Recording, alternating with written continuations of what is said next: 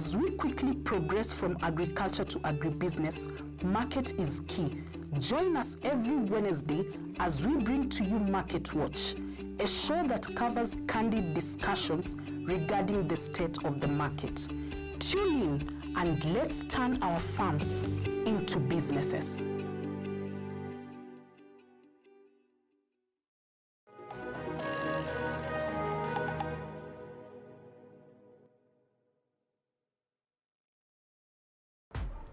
Hello, my name is Sheila Uchuboju. I'm the Executive Director of the Alliance for Science, and you're watching A Farmers Media. Sama Ganom.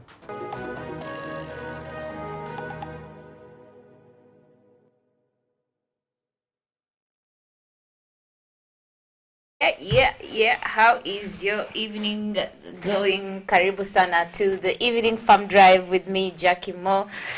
We had a very interesting and one of the best shows this month on yesterday about GMOs. At least we got to learn a thing or two about what exactly is GMO, is it healthy? And today I'm also joined by Daktari here. Thank you so much for making time to be with us. Thank you very much. Yesterday we had a very good show. We'll be sending a bill to you because we gave you a lot of information only. We use that as consultants. Yeah, but it was a good show. I really appreciate the discussion, the live discussion, that the time was a little bit limited. And I hope we'll have a better discussion But next then the time. next one will be a debate. It will not be a discussion. You know, there's nothing to debate about on GMO. It's not debatable at all, because you cannot say that a teacher is better than a farmer. Remember those kind of discussions because both of them are very important at some point. So we cannot start weighing an option to try to dismiss another option. But all in all, there are reasons why we need the GMO. If at all they pass the standards. Not that we're going to have wings. We are not going to have wings. We just eat only that. We'll have to be cautious. More tests have to be done, like scientists say. We shall see. I'll plan for another show next week. Yeah. And it's gonna be a killer show. Not not the killer of killing. It'll make people get scared, huh? There's a quote I was told today morning that I want to share with our viewers.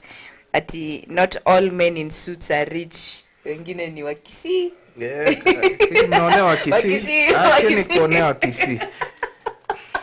But I've seen that here in Kenya we have a way of judging somebody by how you dress up. Today with my coat, I walk just across the street there.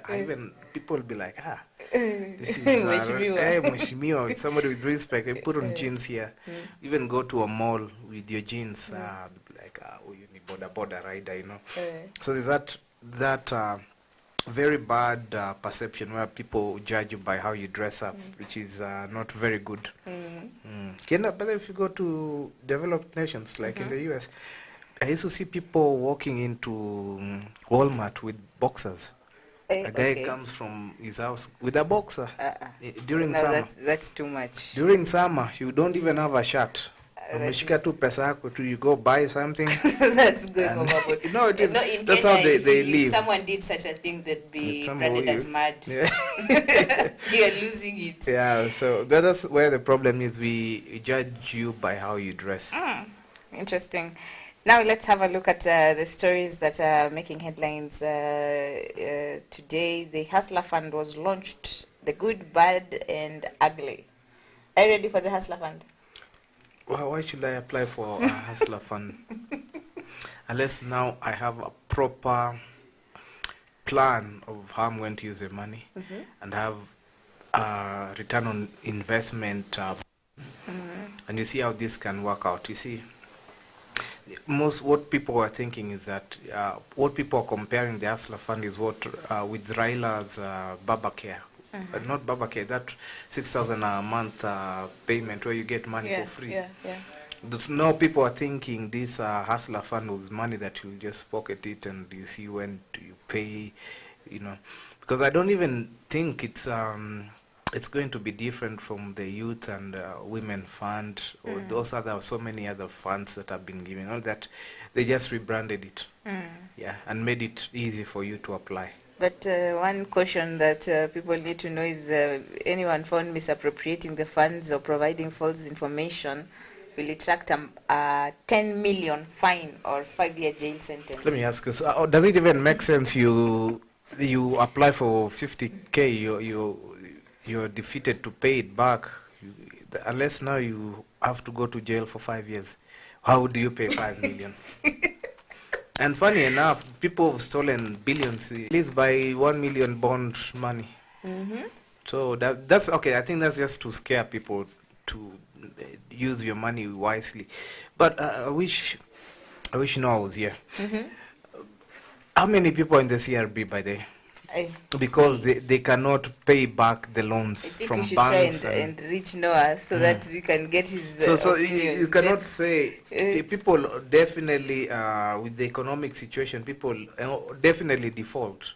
So they have to have a way of I think they need to put it a little bit hard for people to apply for these funds, because everybody will, people, that's the hype they were using to campaign.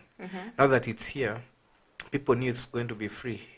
People are thinking now, okay, I'll just go and apply, and then once I have the money, I start now planning on how I'm going to use it.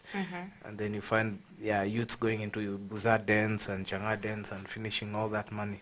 And 50K in Kenya right now, what can you start with 50K? Can you even buy a boda with 50K? No, you can't. Which kind of boda is that?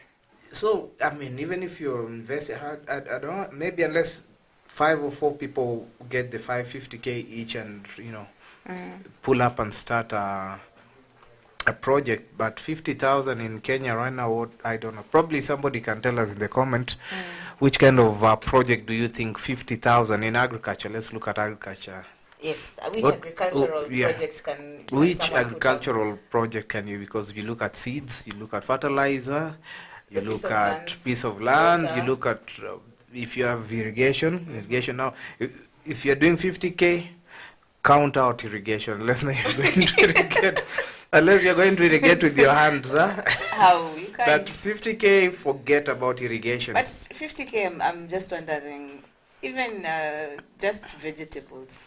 I doubt if 50K can be enough. Can't be unless you're doing a kitchen garden. Where would you take a loan to start a kitchen garden? That is what it fits.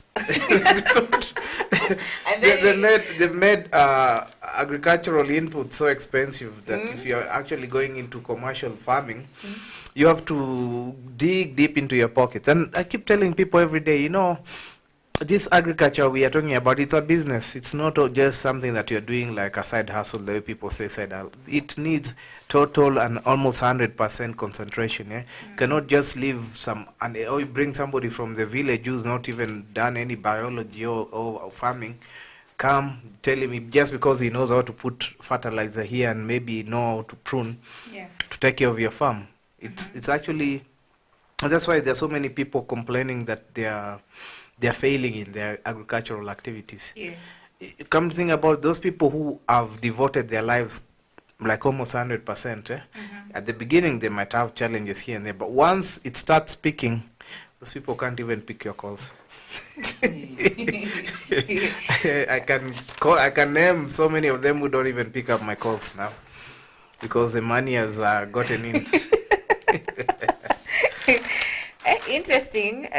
So the Hustler Fund was launched today, and let's wait and see. To qualify for the fund, individuals will have to be 18 years and over and holders of Kenyan national IDs. And it's expected to set aside 50 billion as the maximum seed capital with Parliament's approval. Now, there's this issue of maize importation, and there's relief to farmers as Ruto halts maize importation. Yeah, because it was creating a big rift in his cabinet, in his government. There's some MPs, especially from the Rift Valley, his home turf, who were affected directly. But no, this is where the problem is. According to the government, these farmers who are complaining now are not complaining because they're complaining because it's going to have a competition. They're going to have a competition so that the prices will go down and they won't have. That is the main reason, and I'm thinking the same. Because if you go around the country, there are so many people who are harvesting maize right now. Yeah. You cannot tell me. Right now, the government even issued a statement in Parliament yesterday through the minority leader. The minority, I think it's the minority or some, he read on behalf of the CS and he said that by April 2023, if we do not import the maize, we'll have a shortage of maize, and you know what it means. Yeah, you know what it means. So this article reads that the president to give priority to local maize farmers and allow imports in February 2023. And then the cabinet resolved to forego 1 month's salary to assist drought-stricken Kenyans. You see, the problem is, let me tell you from a business perspective, because of the shortage, the price of the maize went up, yeah? Yeah. Now, when it goes down, it's going to hurt the farmer. He won't be getting the income as he used to get. Yes. Now, they want the status quo to remain, the price to remain the same. Now, if you bring more maize, definitely the price, the demand and supply, the laws of demand and supply will definitely bring the prices down. And that is what people are very adamant about. Yeah. Yeah. But taking pay cuts, is that enough? Getting what, sorry? Pay cuts.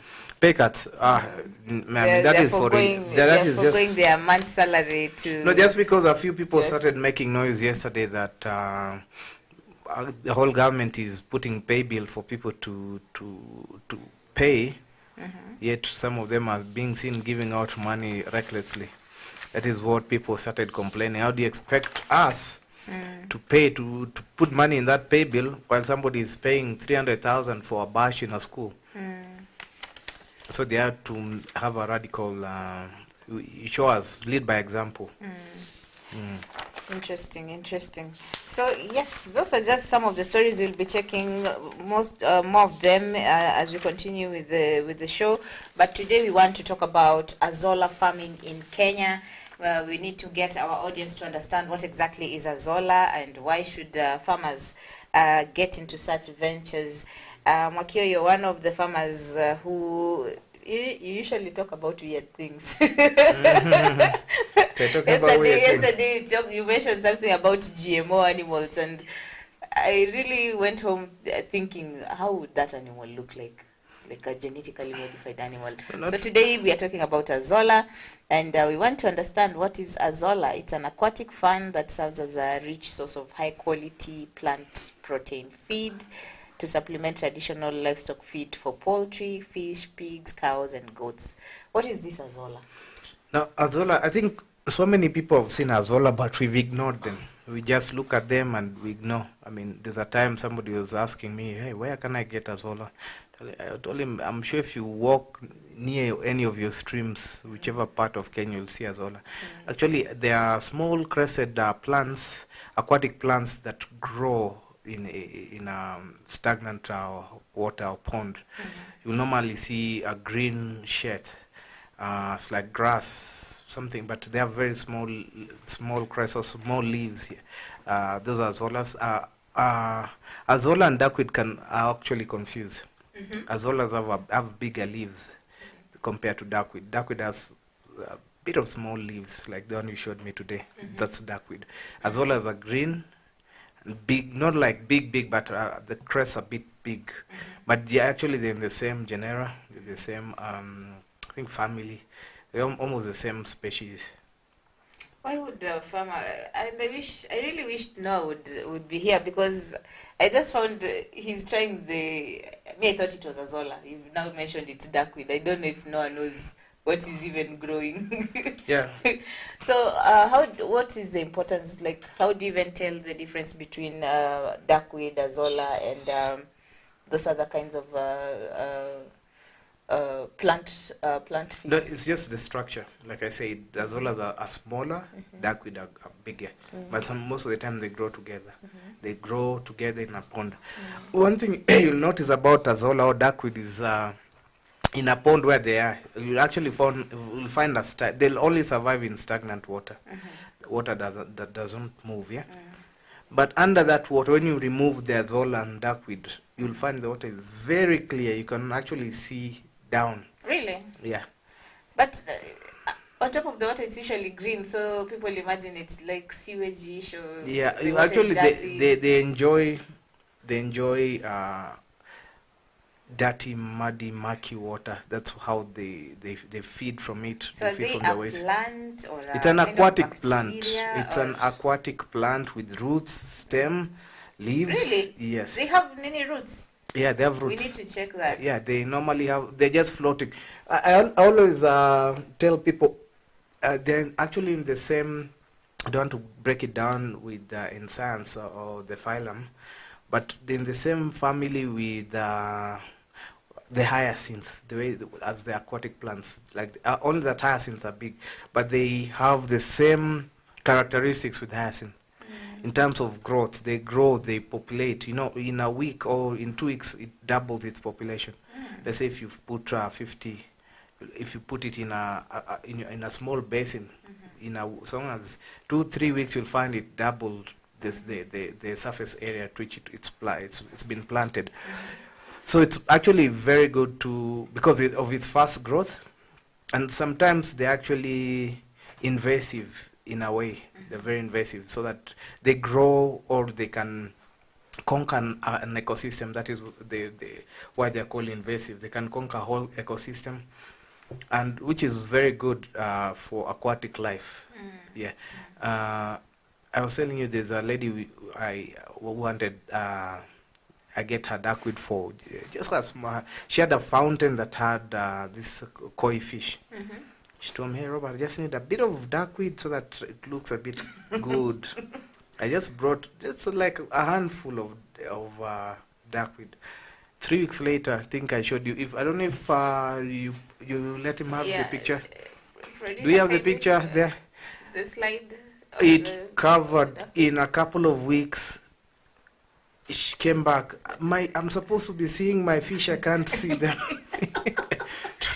I told her, no. Yeah, that's another. That's one of the ponds. Yeah, the next one. That's one of the ponds that we have our duckweed. And that's where we are using that. The picture that you're seeing now is it's for water treatment. Duckweed is used for water treatment. So there's one that has there's a picture. Yes, that one there.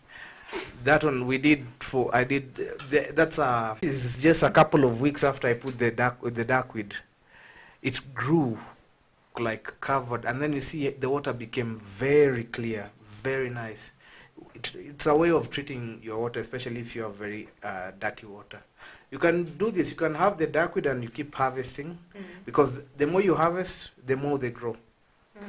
Yeah, the more they grow, and then you know that it's that competition. Yeah, stimulates their growth. Okay. Yeah. Okay. Very interesting. Why would someone want to venture? I don't know if Noah has joined. Probably we get his insights on what he's doing in one of the areas we have on our farm. Yeah, and then I'll advise anybody who's doing your Azolla or duckweed, put it on a flat, give a bigger surface area. Don't limit it to a small surface. Yeah. If you have tanks, those blue tanks, you cut it into half and expose it and let it be more exposed. These are plants. They need sunlight. They also compete for space. They compete for nutrients. So don't crowd them up. If you crowd them up, they'll choke each other. But I'm yet to understand, why would someone even venture into such kind of farming? No, are you there? Can you hear us? Can you hear me? So I've been told you're practicing duckweed farming. I thought it was Azolla. Now me, some of these things, that's what, in fact, it's a very good thing that you mentioned. I don't know if you can hear me. Yeah, can we Can we hear you? I doubt. I think Yeah. our producer will work on On the sound. On the sound. And we'll get back to him. Yeah, but it's very unfortunate that you do not know if you're doing Azolla or Darkwood. But all in all, it's the same thing. Only that they are just different in terms of their morphology. Yeah. So probably now, why did you even decide to venture into duckweed farming? What are you planning to do with it?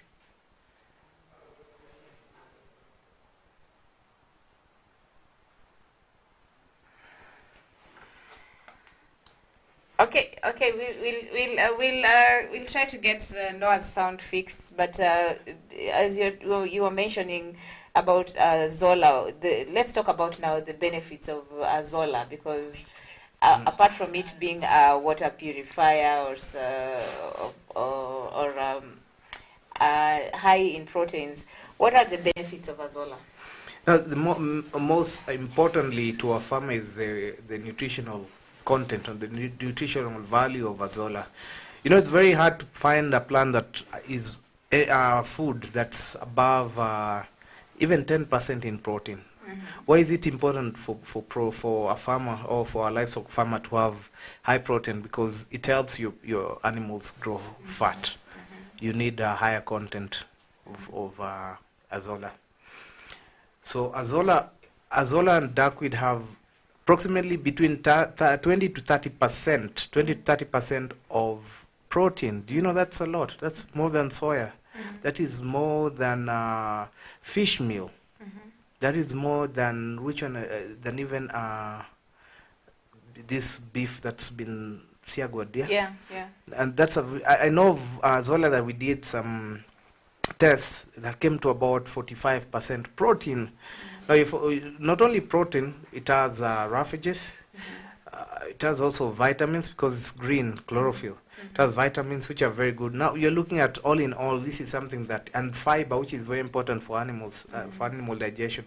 All in all, this is quite a good supplement for, no, I won't use the word supplements. It's a good feed for your animal.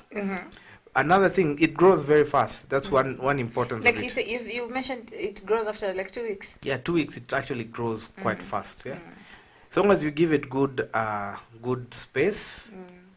Also, like any plant, it needs nutrition. Yeah, it needs to break down. And then another thing, I talked about it being used for sewage treatment. Okay. Very So good for that's sewage treatment. Yes. We are taking a quick breather, and we'll be back. We're talking about Azolla farming in Kenya. We want to understand more on what exactly is this Azolla. Like Mwakio is trying to tell us that you can grow Azolla on the sewage to purify the water.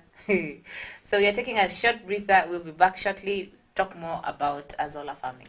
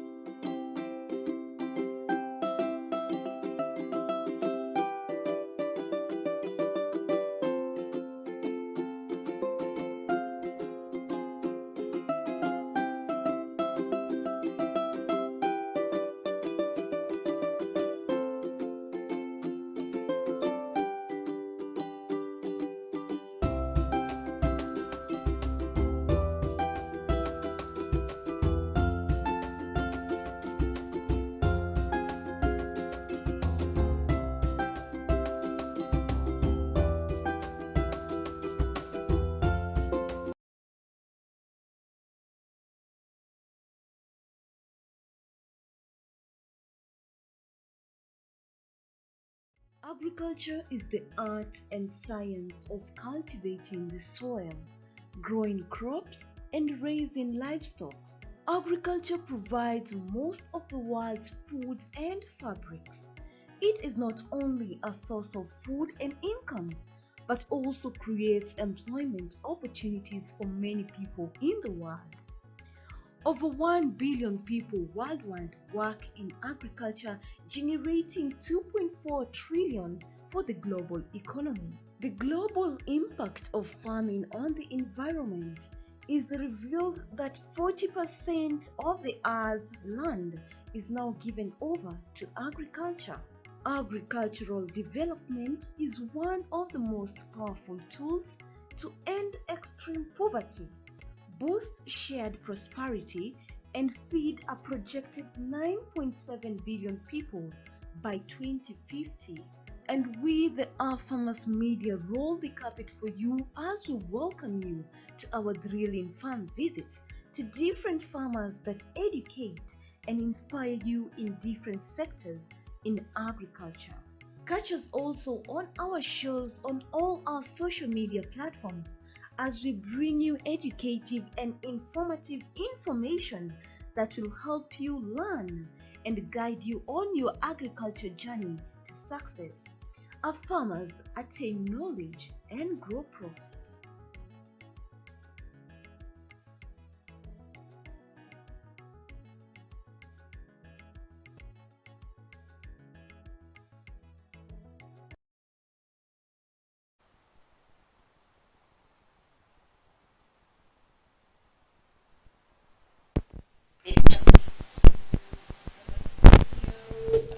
To find out more about Azolla farming.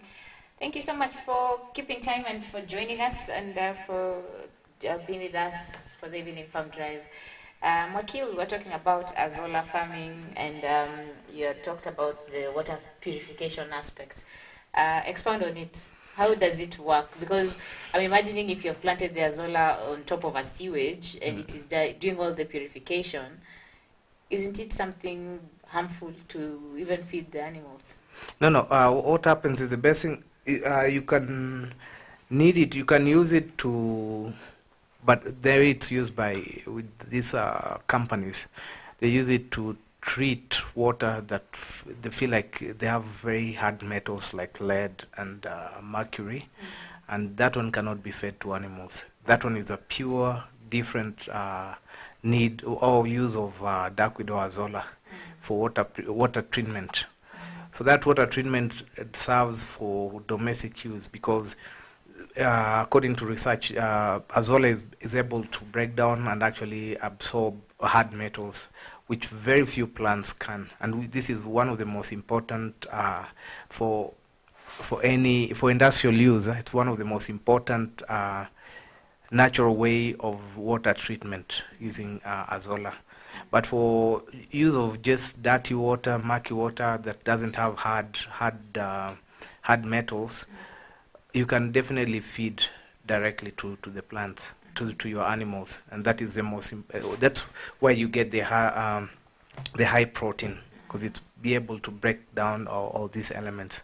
Yeah. I think we are trying to get a hold of Noah to find his insights on why he's planted or grown duckweed, or is it azolla. So Noah, probably thank you so much for making time to be with us in the evening farm drive. How is your day going?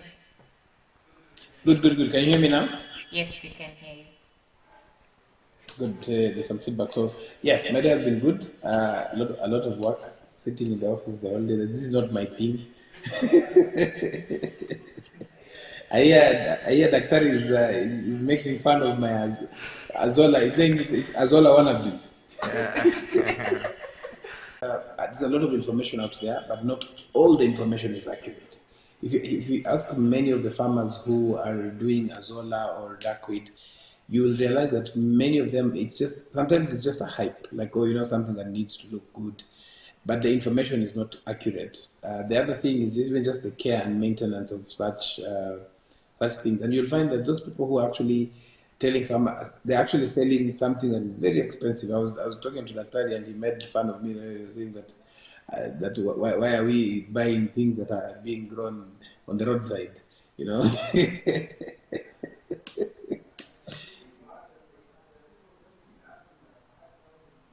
I can't hear you. I can't hear you guys. I can't hear that. Sorry. I'm saying that I'm hearing there are people who are actually spending up to 5,000 shillings to buy duckweed at 5,000 per kilogram, and this is something that you can get for free. So for me, it's normally anything that I do is normally something that I'm asking myself, what happens to a normal farmer who gets this information and is excited to do? Because we're being told, you can give it to chicken, you can give it to this. But one of the things that we're doing actually with the Azolla, and the other stuff that we have here is that we're creating a kids-friendly environment where kids can be able to come and learn some of these basic things that they can have fun. And we're looking at probably starting this January, where after kids have gone on holiday, some of the activities that parents can be able to say, let me take my kids to be able to just learn some of the basics again. So that is. Jack, we've applied for the We've applied for the Jack, we've applied for the We've applied for the *254#.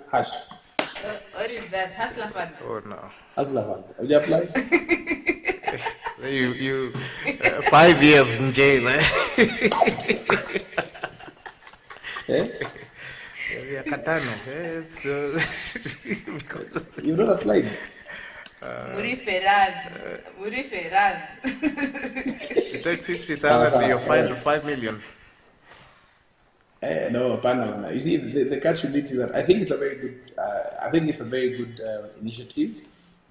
However, my concern with the initiative is very basic. The concern is if somebody has never done a business before, don't take a loan. I'm telling you that from experience. The other thing is that even if you take a loan, if you've been in business, you have to be financial management conscious. You have to know that it's a loan, it's being paid within 14 days. There's no loan that you're given in December that you can pay in 14 days. Mm-hmm. So if you want to do it, probably make sure that there's something that you are selling. Don't take a loan to finance operations. Don't. Take a loan probably to do something else, but not to finance operations. The moment you take a loan to finance operations, it means that, number one, you're not ready. And then the other thing is that we should also be requesting government to just share out some financial literacy programs for people to be able to access, to be able to know that, yes, I'm taking 50,000. I've seen some of my friends who are who I would have expected they had a limit of 50,000 shillings, but they've got a limit of they've got a loan of 800 shillings as their initial limit. They're supposed to pay back in 14 days. So we don't know where the balance is. Huh? And the other thing is, I think it's also just to understand what the Hustler Fund is all about. But I think it's a very noble initiative. Let us see how it runs. But most importantly, financial literacy skills for those who are taking loans is very important. No, we were asking with Dr. here, what kind of farming, if let's say a farmer is interested to get the Hustler Fund, what kind of farming can one put up with the amount of money that is being given? That's 50,000. Well, I don't think you should take this loan to start farming. I think this loan should go to somebody who's already in farming, who already knows what they're putting. Remember, you're supposed to repay this back within 14 days. So if you cannot, there's no farming activity. Let me tell you the truth today. In fact, let me reiterate. If you make a mistake of taking the Hustler Fund, remember that negotiations have been done that even quite a number of people have been removed from CRB. So if imagine being blacklisted because of the Hustler Fund, I don't think you will ever. I'm seeing so many people going back to that CRB, I tell you. So if you're taking it, because even Dania takes probably 45, 60 days, even Kunde takes 45 days. So unless you know that you're putting in money into for fertilizer that you have a crop that is about to get done, because the other option, I'm really trying to think what you can do to get that money back within, even if it's 50,000. Although according to what I'm hearing, is that the loan limit, the maximum you can get as an individual is 50,000, but the loan limit is in stages. So you grow your stage. So if you borrow 800 shillings and you pay back, then you grow your limit, just like any other financial who gives you a finance. The only thing that I want to insist that let it not be used as a next election campaign strategy. Let it really help farmers. And for you to help farmers, you have to make sure that you give them financial literacy skills, because 90% of business is not the finance, 90% is the passion, dedication, and all that. Finance is just a bit of it. So, I mean, the expert here, Azolla, do you have any questions regarding whatever you're growing, what you need to do to make it increase in numbers? No, I need a Azolla planting guide. Funny enough, Azolla is one of the easiest things to plant. You just get a few seeds and just put it on water. So long as the water has nutrients, it's a plant like any other plant. It needs nutrients, not just flat water. Put, if you can get a bit of humus or anything that has nutrients, just put it a little in that water, then it will help it. It will make it grow fast. My question is, what is the difference between, what is the direct difference between Azolla and duckweed? They're the same thing, only that they're just morphologically different. The structure, I mean, Azolla is bigger compared to duckweed. Just the difference, nothing much. Their chemical composition in terms of the nutrients is just almost the same. The growth pattern, the way they grow, and even the intention in terms of feed for animals is just basically the same. So that's why most people find that they're growing Azolla and duckweed. But you can differentiate. Azolla have a bigger leaves or bigger crests compared to duckweed, but they're the same. And so my question comes in is that there's a lot of information that is out there. We don't know how credible it is. We don't know, and then whatever information is given is normally given in bits. So when somebody tells you they can supply you Azolla, they don't give you a guide on how to take care of it. They don't know, which environment is good. Is it direct sunlight? Is it a place where there's dust? Is it a place that is dark? I don't know what it is. Why is it that some of this information that's already out there and it is available is being hoarded, and yet it's free? Yeah, there are people making money out of that. You see, that's why I'm quite surprised too. So people are buying Azolla now. I can go online right now in gg.com or other, because they realize this thing is a very good feed. Yeah. So the more they hoard the information, the more they make money out of it. If you go to your YouTube now and then you start seeing how many videos are there about Azolla and how important Azolla is, but you won't be told on how to take care of Azolla, where to get it, how to source it, and how to take care of it. But what I know, like from the video, one of the pictures I showed you, this duckweed were being used for a water treatment. It reached a point that they became a nuisance, because every time they started even throwing them out of that pond, that small sewage like pond that they made, until I went and advised them, whatever you're doing is quite bad. Why are you throwing this and you have cows? For anybody who wants to know, it's in Buruburu, this center, what do you call this orphanage? This orphanage center. SOS. Ungenipatia hiyo lead, so mimi niseme I know it is watu watoe. Yeah. I don't hold information. I'll let you know. Hata Jackie amekanyagia tu hapo hiyo dunia hapa. Alikuwa nafikiri mniachilia bana tuseme sisi. No, I won't even. There's a bridge I always cross when I go home every day. Every time I pass there, I see lots and lots of duckweed. Actually, those are Azollas, the green ones. The full cross a whole river. Can imagine. And then during that time is when people are complaining that there's no food for animals. So I can imagine. And you're taking your cows to just drink water there, and you don't know that's feed for your cow. Yeah, information is very important. By there, like you said, no, it's good that people learn. It's good that people follow such. Information is free out there sometimes. You just need to just switch on your TV or your internet and then you learn. Holding information for your own self-gain is not very good. Yeah, I think that's the challenge that we see, and we're hoping that as a farmers media we can be able to break down this and disseminate accurate, reliable information. Obviously, it is free, but we can also charge something. I'm an American Jack.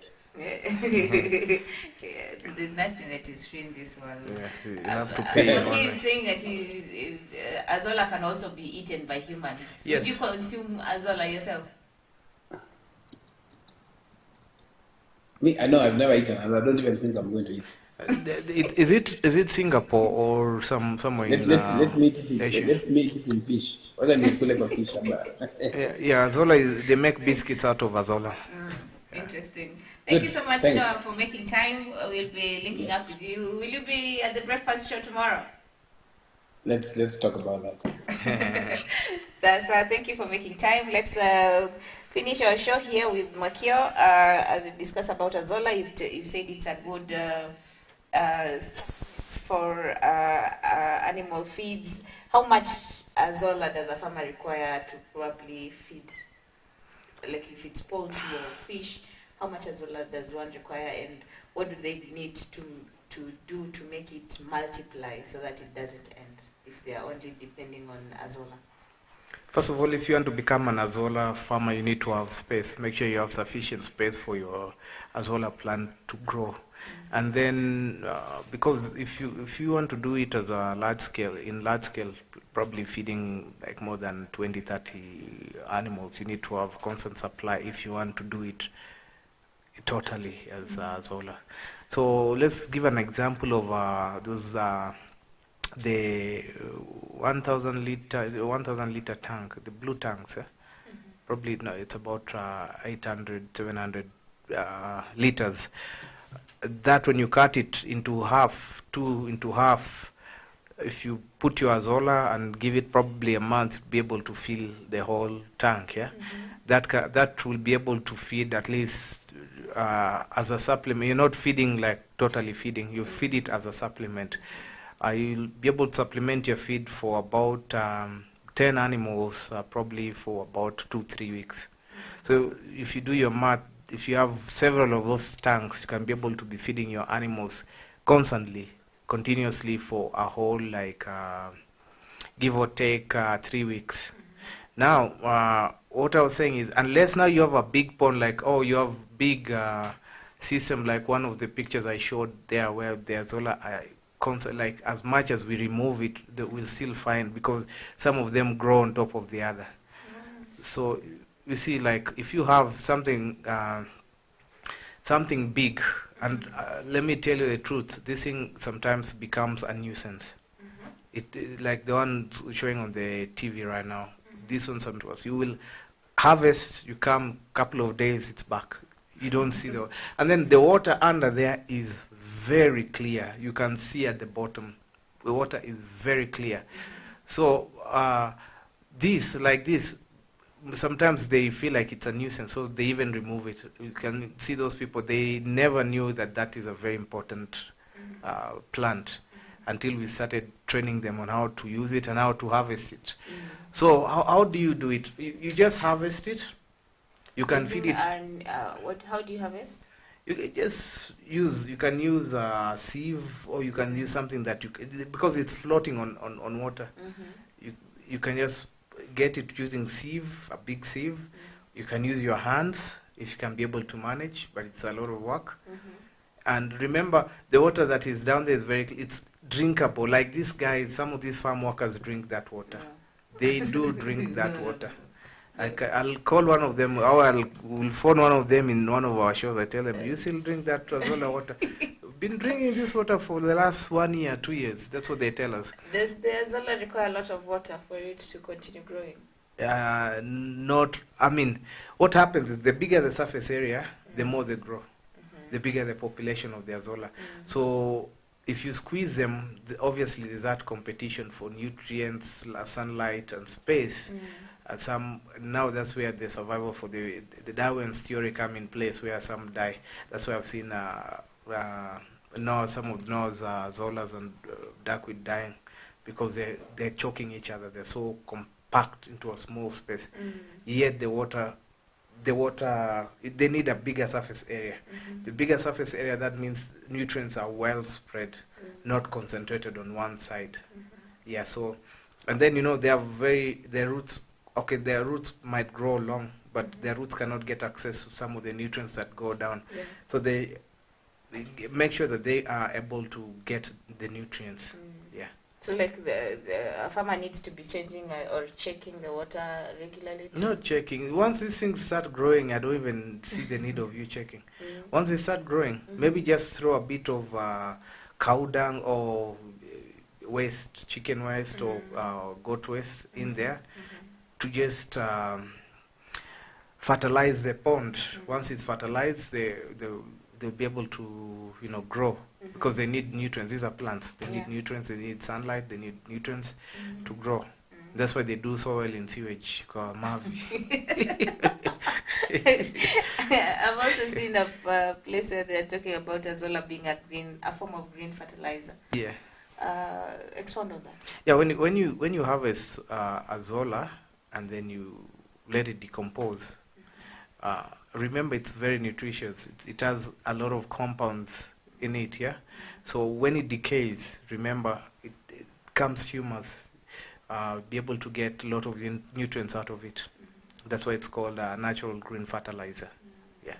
Remember, it's a very nutritious thing. So like it can be used to fertilize other crops? Yes. As well, such yes. as which kind of crops? Just normal. You can use it for your backyard farming. Normal crops like kales, tomatoes. You can use it because it's high nutritional value. See, if something that has higher protein, when you break it down, you'll get when you break it down completely, you get your phosphorus there. And when you get your phosphorus, the NPK, nitrogen, phosphorus, and potassium. You get all your nutrients there. Yeah. Interesting. This has been a very educative show. Thank you so much, Robert, for making time. I know we would have loved to continue with the show, but time is not on our side. We'll do this again tomorrow morning. I'm hoping we'll be on time tomorrow, 7:30. Yes. Tomorrow will be on time, and all those who are following our show will be here.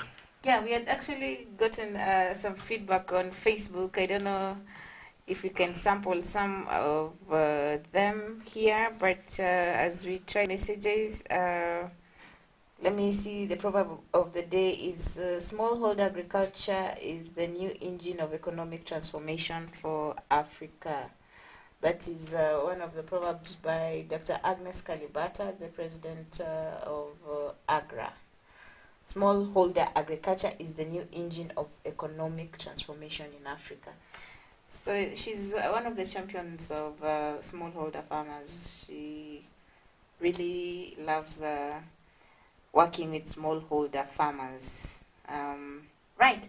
So we'll be taking a short break. When you come back, we'll be sampling some of your comments on Facebook. And yes, give a shout outs to some of our followers, loyal followers. So keep watching. Our Farmers Media will be back shortly.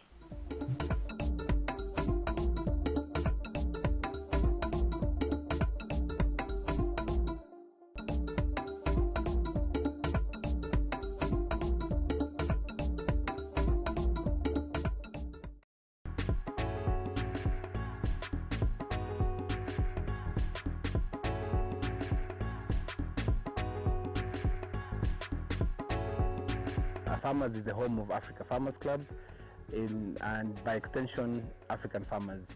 The whole idea behind farmers is to transform the image of an African farmer from a producer into an agripreneur, somebody who actually does not think about how to produce onions but how much is going to be used to produce onions, and so that way then they can be able to transform their vision, they can be able to look at their farms as businesses, and they can be able to know when to engage with the market. What we have done is that we have developed a hub where farmers bring their information, bring their questions, their challenges, and other farmers are there to come out and help. Facebook has not just been instrumental, Facebook has been a working partner for myself as well.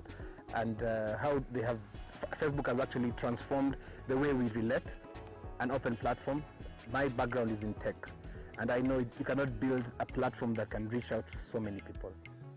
Initially, it was just a few farmers in 2 counties, Machakos County and Kajiado counties, but now it has transformed. We have a stronger membership from Nigeria and Zambia than even Kenya itself, And the reason behind this is the messages I get from different farmers using the camera. Every time I visited farmers, I would be able to post in the community, in the group, in my own profile, and just share the story of the farmer that I visited. And then I asked myself, why wouldn't I get this information, develop it in a way that other people can be able to benefit? If we go for a training, how do we capture that so that those who are not, the farmers who are not able to come for that training can still benefit? And hence the birth of a farmers media. Our mission as an organization is to help farmers, African farmers, to attain knowledge and grow profits.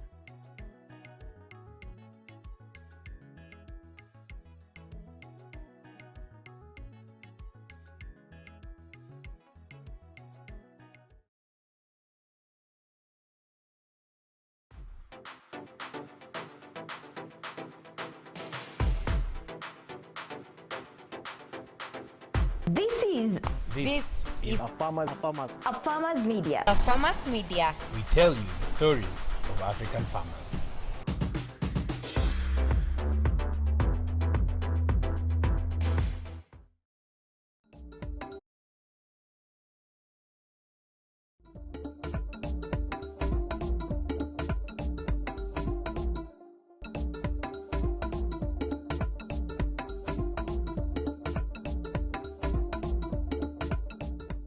Welcome back to the Evening Farm Drive, the third part of today's show.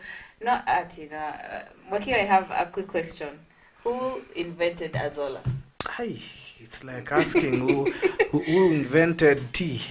These are natural plants that has been there. All Who that discovered? I really can't trace, but probably it's just scientists that discovered that the nutritional content of it. It hasn't taken a decade, or it's a fairly new discovery in the world. It's probably less than 10 years. Okay. What they used to know is that the industrial bit of it, of how it can be able to be used in an industrial and sewage treatment. Then they realize if this thing can be able to absorb this, then let's test it. Let's see the content it has. Then when they did the content check, they realized, hey, this thing has a very high protein. This can be used for feed. Now, that's why the caution was, you cannot use one that has hard metals to feed your animals back to your body. Yeah. So they realized if you can use it to just clear in normal, like waste your animals out of it. Yeah. Interesting. I promised you are going to read some shout-outs from some of our loyal listeners. I'm seeing BioLife Kenya is saying 50K is enough for a farm startup. Kindly share which farm startup you can. I told you kitchen garden. Maybe. Frida Okech is asking 50K. I can't even dare apply that. It won't help me in farming. She continues to add that, and you need to return it in 14 days unless I'm wrong. But I've just learned that today, that you're supposed to refund it in 14 days, really. And then there's no wonder they banned all those that gives you like 4 days. You're given 10K, you're paying back in 4 days. In 4 days. What will you do in that? You won't even use it because of fear of repaying it. Yeah. Yeah. There's so many things they need to do, like even the repayment period plan. I think it's good that they revisit some of those things. And like the youth fund, by the time you get the youth fund, you go there with a good proposal, with a team. You show them this is what we want to do. Show them from the proposal, them they are sure. But even with this, there are so many defaulters of the ways of funds, whichever, I don't know if those Huduma fund, all those funds have defaulters, and these defaults come because people don't have knowledge on money management. You have very good a visual, or you have a very good ambitious project you want to do, but you've not really gone down to understand the nitty-gritties, the basics. You just make your plan, let's say 50K, but you don't know, but there are other hidden costs that are down there. And also servicing your loan. How do you plan to service your loan? Is it that something that is already making money? You see, like for a chicken farmer, it can do something good, because probably you'll just pump in a little bit of money and buy feed or not. When you're doing your eggs, you sell it. Now it's for somebody who's having a running business. But if it's somebody who wants to do something, to start a project, I will never advise even a border rider. Don't, especially if you're going to pay your bills, so you're going to pay your madenis. Miaka tano, 5 years. Just keep off. Well, that has been the evening drive. Do you have any parting shots for today before we close? Really, do I have any parting shot? I'll just tell you, be careful how you use your finances, especially when you're doing anything agricultural, because agriculture is very unpredictable. Get expert opinion, get a lot of knowledge, go and do your research before you pump in any finance to start your agricultural project. So that being said, come up with a proposal. From that proposal, you seek expert advice, you move around, get knowledge, and then you start, knowing that it's not going to be a smooth sail. But once you start sailing and you know everything is okay, I know when the finances come, you'll be in a better position to even advise others. I don't need to add much. Thank you so much for joining us in today's edition. I hope you've learned a thing or two about Azolla farming. If you're interested to put up the venture, we have Dr. Robert Makio here, who can give you a guide on the nitty-gritties that you need to know, because it said it's an invasive crop that sometimes can be stubborn. So you don't need to just... For now, goodbye. Bye-bye.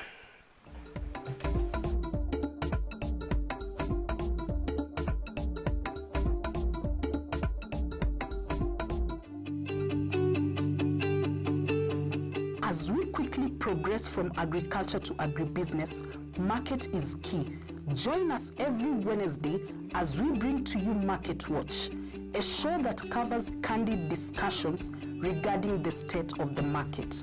Tune in and let's turn our farms into businesses.